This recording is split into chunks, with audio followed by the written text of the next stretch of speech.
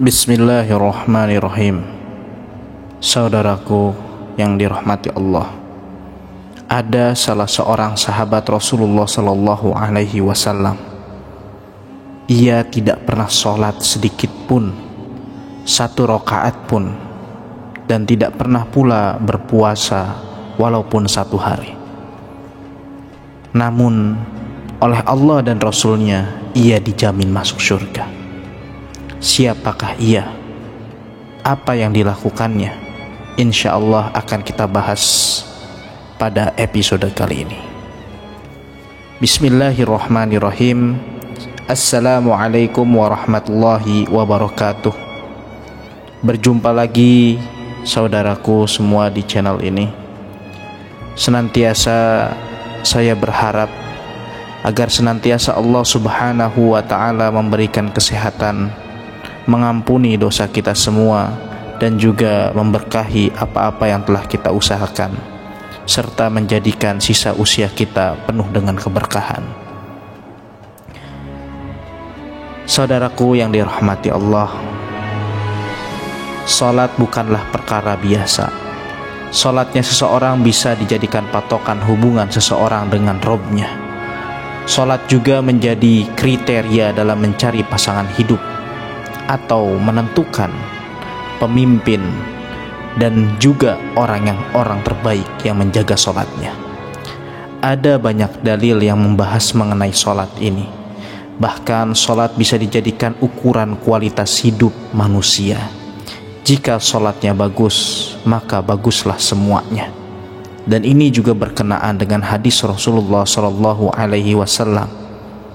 Namun semua itu tak berlaku bagi seseorang yang masuk surga, tapi nyatanya tidak pernah menunaikan ibadah tersebut.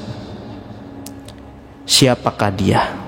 Tahukah kita apa yang dilakukan semasa hidupnya? Amalan apa yang bisa memasukkannya ke dalam surga? Maka dari itu, saudaraku seiman yang dirahmati Allah, simak video ini sampai habis agar kita tidak terjerumus dalam kesesatan. Yang menyebabkan orang masuk surga tentunya bukan hanya amalan dan ibadahnya saja, akan tetapi penentu daripada masuk surganya seseorang adalah Allah Subhanahu wa ta'ala. Bahkan dalam suatu hadis Rasulullah Sallallahu Alaihi Wasallam pernah menyampaikan yang membuat sahabat terheran-heran. Begitupun saya demikian. Rasulullah Shallallahu Alaihi Wasallam bersabda, tidak ada seorang pun yang masuk surga karena amalannya. Para sahabat bertanya, begitu juga dengan engkau wahai Rasulullah? Rasulullah bersabda, begitupun dengan diriku, kecuali bila Allah melimpahkan karunia dan rahmatnya padaku. Oleh karena itu, berlaku luruslah dan bertakwalah, dan janganlah seseorang dari kalian mengharapkan kematian jika dia orang baik. Semoga saja hal itu bisa menambah amal kebaikannya, dan jika dia orang yang buruk, semoga bisa menjadikannya dia bertaubat. Hadis riwayat Bukhari. Saudaraku yang beriman yang dirahmati Allah, walaupun seseorang terlihat rajin beribadah, bisa saja artinya Allah Subhanahu wa ta'ala memasukkannya ke dalam neraka. Hal ini pun sudah pernah terjadi di zaman Rasulullah Sallallahu Alaihi Wasallam. Dalam kitab Al-Adab Al-Mufrad terdapat sebuah kisah yang diriwayatkan oleh Al-Imam Al-Bukhari. Dikisahkan seseorang sahabat menyampaikan berita kepada Rasulullah Sallallahu Alaihi Wasallam perihal seorang wanita yang ahli ibadah tapi suka menyakiti tetangganya. Ya Rasulullah, ada seorang wanita yang rajin sholat malam, gemar berpuasa di siang hari, giat melakukan amal kebaikan, dan banyak bersedekah. Kemudian ia sering menyakiti tetangganya dengan lisannya. Mendengar hal ini, Rasulullah Shallallahu Alaihi Wasallam bersabda, tiada kebaikan padanya, dan dia termasuk penghuni neraka.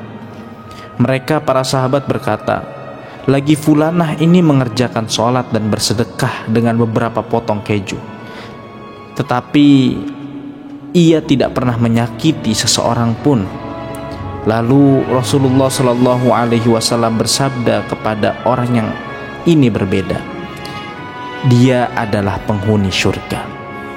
Masya Allah. Sehingga dari dua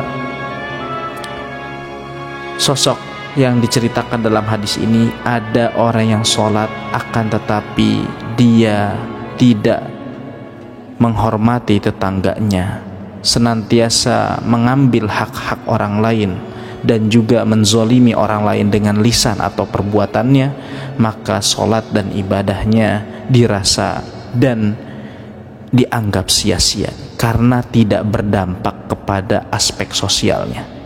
Sedangkan sosok yang kedua adalah fulanah, yang dimana dia sholat akan tetapi dia tidak mengerjakan banyak ibadah-ibadah sunnah yang sebagaimana dilakukan sosok pertama, akan tetapi dia tidak menyakiti orang lain atau menzolimi orang lain, sehingga ibadah ritualnya itu menjamin dirinya untuk dijadikan ahli surga karena berdampak kepada kehidupannya. Masuknya seseorang ke dalam surga tidak bisa ditentukan dari ibadahnya. Bisa saja ada yang tidak pernah terlihat beribadah seperti sholat, sedekah, dan ibadah ritual lainnya, tapi bisa menjadi penghuni surga. Siapa orang yang dijamin masuk surga tanpa sholat? Nah, sekali lagi saudaraku yang beriman, perkara surga dan neraka adalah kewenangan Allah Subhanahu wa Ta'ala. Dia memiliki pertimbangan sendiri untuk memasukkan orang ke surganya atau ke nerakanya. Bahkan sosok orang ini yang mungkin tidak sholat pun bisa masuk ke surganya. Hal ini dialami oleh salah seorang yang berada di zaman Rasulullah Shallallahu Alaihi Wasallam. Orang tersebut adalah sahabat Ammar bin Sabit. Dia juga biasa dipanggil Al-Usairim. Dia berasal dari Bani Abdul Ashr. Ia pernah diajak masuk Islam, namun Ammar bin Sabit ini menolak dengan lantang. Kisah ini diriwayatkan oleh Abu Hurairah radhiyallahu anhu, salah seorang sahabat terkemuka, dan diabadikan dalam kitab As-Sirah An-Nabawiyah. Saat perang Uhud, ada banyak orang yang turun ke medan juang. Ia pun mencari anak pamannya. Ia bertanya kepada orang-orang, "Di manakah anak-anak pamanku?" Orang-orang pun menjawab, Al-Usairin ini, Zaid bin Sabit ini, Ammar bin Sabit ini, bahwa semua anak-anak pamanmu berada di Uhud dan sedang berjuang dan berperang. Mendengar hal itu, Ammar bin Sabit pun bergegas memakai baju perang. Ia memacu kudanya, membawa perlengkapannya, menyiapkan perbekalannya, dan menuju medan juang. Saat sampai di medan perang, kaum muslimin pun menyuruhnya untuk menjauh. Mereka berkata kepada Ammar, "Menjauhlah engkau dari kami, wahai Ammar." Setelah Ammar akhirnya mengaku, "Aku insya Allah akan beriman." Akhirnya para muslimin pun mempersilahkan bergabung dan berjuang bersama di jalan Allah Subhanahu wa Ta'ala untuk memerangi orang-orang kafir Quraisy ketika itu. Ammar bertempur dengan gagah berani. Ia akhirnya terluka parah. Ia pun ditemukan oleh orang-orang dari Bani Abdul Ashr, Bani atau kabilahnya sendiri, yang sedang mencari korban peperangan dari kaum mereka. Ammar bin Sabit itu pun langsung dibawa keluarnya. Sa'ad bin Mu'az ketika itu mendatangi saudaranya seraya berkata, "Tanyakanlah kepada Ammar, apa yang menyebabkan datangnya ke medan perang? Apakah ia berperang demi kaumnya karena kaumnya juga ada di dalam perperangan ini, atau karena Allah dan Rasulnya?" Saat itu ditanyakan pertanyaan tersebut kepada saudara Ammar ini, yang ketika itu dalam keadaan terluka parah. Ia pun menjawab, "Demi Allah, aku datang ke medan perang karena ingin masuk Islam. Aku beriman kepada Allah dan Rasulnya. aku masuk Islam, lalu mengambil pedangku, dan aku maju bersama pasukan Rasulullah SAW, dan aku berperang hingga aku terkena serangan demi serangan. Setelah mengucapkan itu, Ammar bin Tsabit pun menghembuskan nafasnya terakhir. Kejadian ini pun diceritakan kepada Rasulullah SAW, dan beliau bersabda, sesungguhnya ia termasuk penghuni surga. Masya Allah, Masya Allah.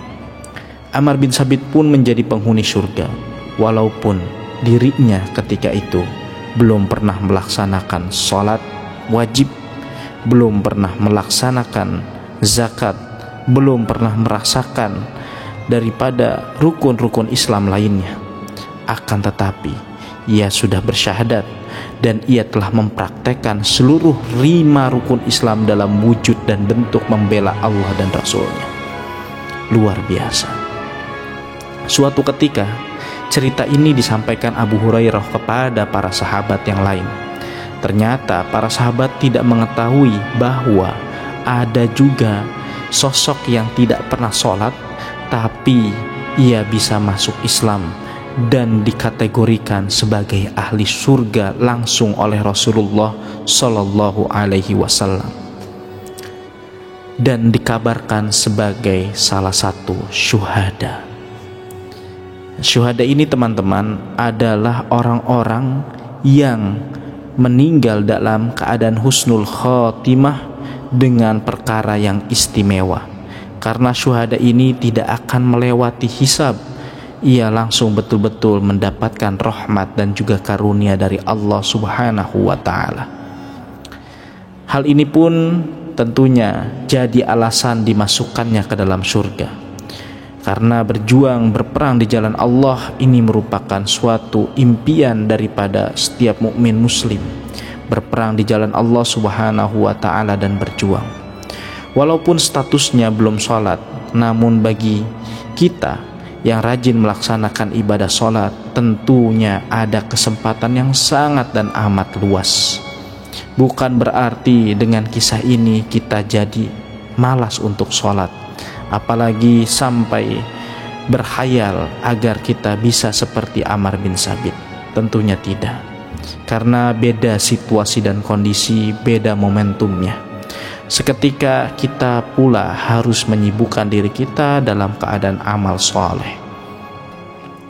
Bagi orang-orang yang sholat 5 waktu menjadi kewajiban setiap muslim, yang tentunya ini adalah perintah dari Allah Subhanahu wa Ta'ala, dikerjakan sesuai contoh yang telah diberikan oleh Nabi Muhammad SAW. Dan perintah itu jika dilakukan dengan sungguh-sungguh, insya Allah akan menjadi jalan kita masuk ke dalam surga.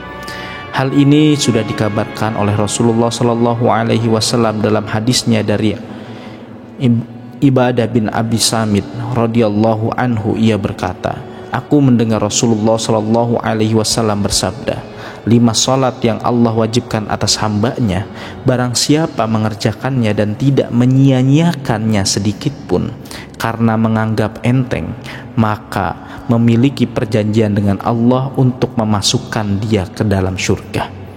Dan barang siapa yang tidak mengerjakannya, maka dia tidak memiliki perjanjian dengan Allah. Jika Allah berkehendak, maka dia menganggapnya. Jika ia berkehendak, dia akan mengampuninya. Mengenai hadis ini, Syekhul Islam Ibnu Taimiyah rahimahumullah berkata, orang yang enggan melaksanakan sholat fardu, maka ia berhak mendapat hukuman yang keras. Berdasarkan kesepakatan para imam, kaum muslimin, bahkan menurut jumhur ulama seperti Imam Malik, Imam Syafi'i, Imam Ahmad dan selain mereka, wajib untuk disuruh bertaubat. Jika ia bertobat, maka ia terbebas dari hukuman, dan jika ia tidak bertaubat, maka ia akan dihukum dengan hukuman yang setimpal. Salat juga menjadi ibadah yang sangat istimewa karena menjadi sebaik-baiknya amalan. Hal ini telah diabadikan dalam sabda Nabi Muhammad SAW. Ketahuilah bahwa sebaik-baik amalan kalian adalah salat. Hadis riwayat Ahmad. Bahkan Rasulullah Shallallahu Alaihi Wasallam menjadikan wasiat saat di akhir hayatnya dengan terus menggumamkan as-shalah, as-shalah, as-shalah. Tunaikanlah sholat, tunaikanlah sholat, tunaikanlah sholat. Dan juga dalam riwayat Ahmad disampaikan pula wasiat Rasulullah Shallallahu Alaihi Wasallam di akhir hayatnya, kerjakanlah sholat dan tunaikanlah kewajiban kalian terhadap hamba sahaya yang kalian miliki. Hadis riwayat Ahmad. Maka saudaraku yang dirahmati Allah, Ammar bin Sabit menjadi orang istimewa karena bisa masuk surga walaupun tidak mengerjakan sholat. Sebab ia berperang di jalan Allah Subhanahu wa ta'ala dalam hati yang ikhlas dan sanubari yang bersih. Orang yang salat pun demikian, memiliki kesempatan yang luas untuk masuk surga, apalagi diiringi dengan perbuatan-perbuatan yang baik. Karena fungsi daripada solat itu sendiri adalah tanha anil fahsya'i wal munkar, adalah mencegah dari perbuatan mungkar. Sahabat dan saudaraku yang dirahmati Allah Subhanahu wa ta'ala, lalu apakah amalan-amalan kita yang tentunya bisa menjadikan diri kita sebagai ahli surga? Maka berkonsistenlah kita, teruslah berdoa kepada Allah Subhanahu wa ta'ala agar kiranya Allah Subhanahu wa ta'ala menjadikan setiap usaha kita, perjuangan kita di dunia ini dalam rangka meraih ridhonya akan menjadikan Allah Subhanahu wa ta'ala memasukkan kita ke dalam surganya. Amin ya rabbal alamin. Semoga kisah ini bermanfaat.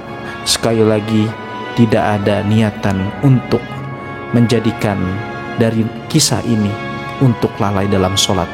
Justru kita harus menjadi orang terdepan dalam menunaikan sholat, dan juga sholat berjamaah bagi setiap para laki-laki. Karena insya Allah dari masjid umat akan bangkit. Demikian yang dapat disampaikan. Nastaghfirullahu li wa lakum. Wassalamu alaikum warahmatullahi wabarakatuh.